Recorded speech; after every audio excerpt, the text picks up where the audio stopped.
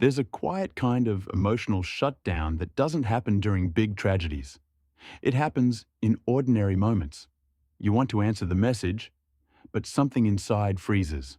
You want to open up, but the words don't come out. You want to feel close, but your chest feels locked. And the confusing part is, you're not trying to avoid anyone. You're not trying to push people away. You're not trying to shut down.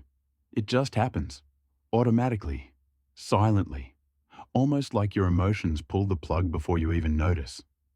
If that's been happening to you, this video will finally explain why you emotionally shut down, even when you truly don't want to. Emotional shutdown is one of the least understood responses because from the outside, you look calm, quiet, and fine. But inside, it feels like your feelings have disconnected from your thoughts. It feels like someone turned off the switch that lets you express, connect, or react. And you tell yourself things like, why can't I just talk? Why do I freeze? Why can't I feel anything right now? But here's the truth. Emotional shutdown is not a personality flaw. It's not coldness. It's not disinterest. It's not you being dramatic. Shutdown is your nervous system trying to protect you from emotional overload, perceived danger, or feelings that once felt unsafe. Most people who shut down emotionally actually have very big hearts. They care deeply, sometimes too deeply. But caring deeply without enough safety creates emotional fatigue. And when the heart gets tired, it doesn't explode. It shuts down. In this video, we'll explore 7 psychological reasons why you shut down emotionally, and how to gently reopen without forcing yourself. 1. You shut down because your emotions hit overload mode. Emotional shutdown often begins the moment your inner system hits a silent kind of overload. Not dramatic overwhelm, not panic, not chaos, just too much. When your heart has been absorbing emotions without enough time to process them, your mind switches from feeling mode to protective mode. It's automatic, instinctive, deeply wired. Your body says, if we feel any more right now, it will hurt. So instead of expressing, you go quiet. Instead of reacting, you freeze. Instead of opening up, you shut the door. Not to reject others, but to stop yourself from drowning emotionally. This kind of shutdown happens to people who hold everything inside. People who don't want to burden anyone. People who keep showing up even when they're running on empty. People who have learned that feeling too much can be dangerous. Your shutdown isn't a failure. It's a survival response from a heart that has carried more than it knows how to hold. 2. You shut down because you fear saying the wrong thing. Another reason you shut down is because somewhere in your past, expressing yourself didn't feel safe. Maybe you were criticized for being too emotional. Maybe you were misunderstood when you tried to explain your feelings. Maybe someone made you feel dramatic, sensitive, or too much.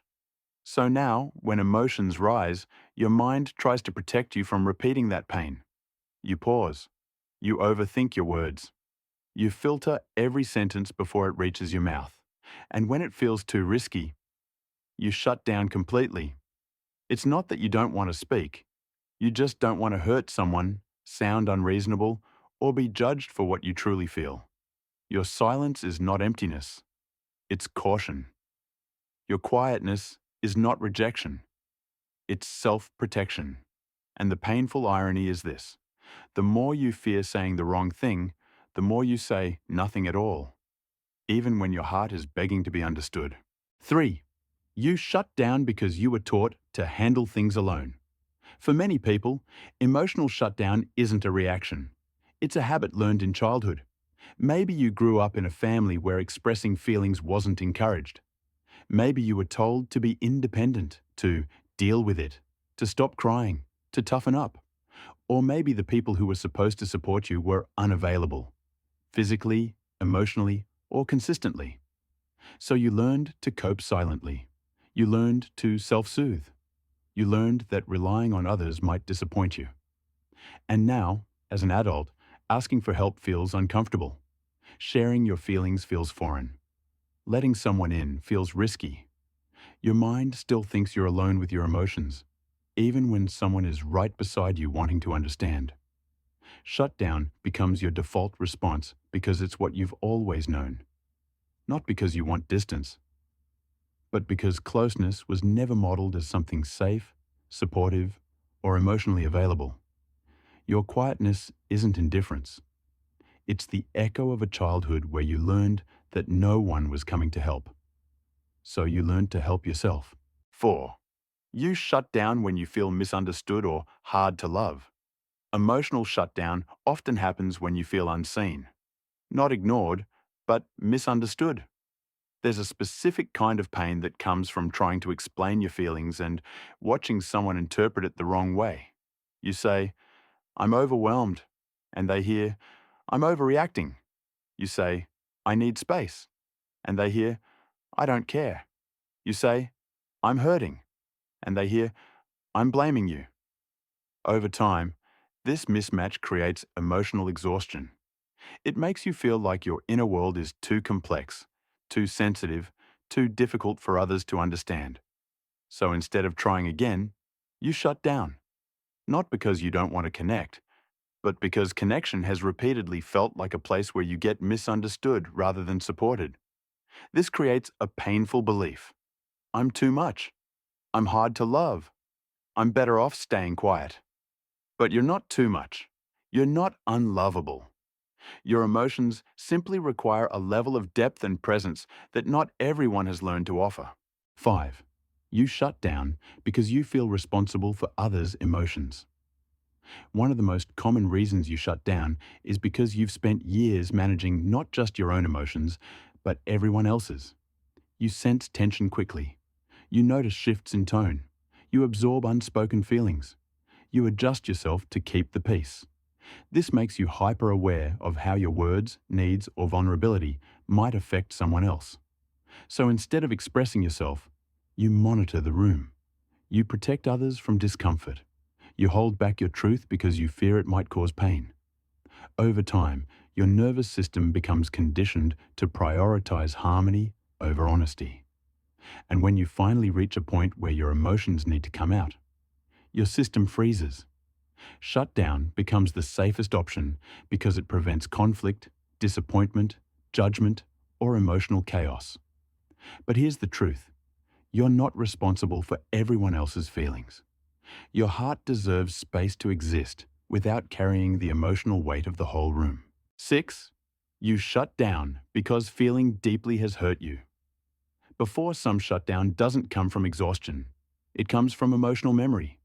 Your system remembers what it felt like to care too much, to trust too deeply, to open up too far, and then get hurt.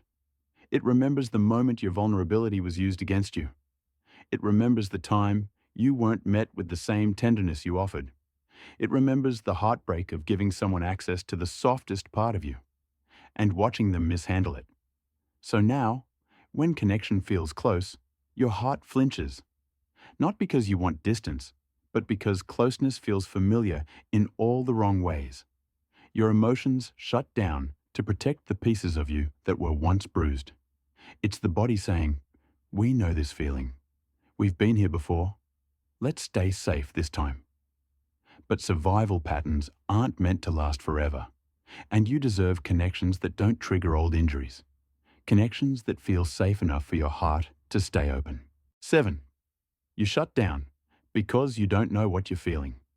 Until it's too late for some people, shutdown happens not because they're avoiding emotions, but because they don't fully understand what they're feeling until the emotions become overwhelming.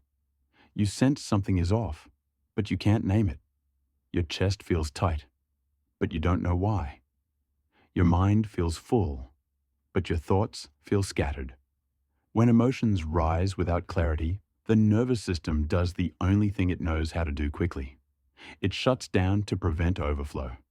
It's not emotional avoidance, it's emotional confusion.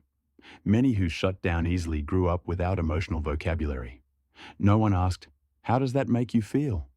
No one helped you identify sadness, frustration, anxiety, or disappointment. So now, as an adult, your emotions show up as sensations, as heaviness, as silence, not as clear thoughts you can express. And shutdown becomes your default response because your mind can't articulate what your heart is experiencing. You're not cold. You're not absent. You're simply overwhelmed by feelings you never learned how to put into words. If you shut down emotionally, please remember this. You're not broken. You're not distant by choice. You're not pushing people away on purpose. Your heart has simply been overwhelmed for far too long. Shutdown is not who you are. It's what protected you when you didn't feel safe. And the more you understand your patterns, the more gently your emotions return. You deserve connections that don't require you to shut down. Connections where your heart can finally stay open.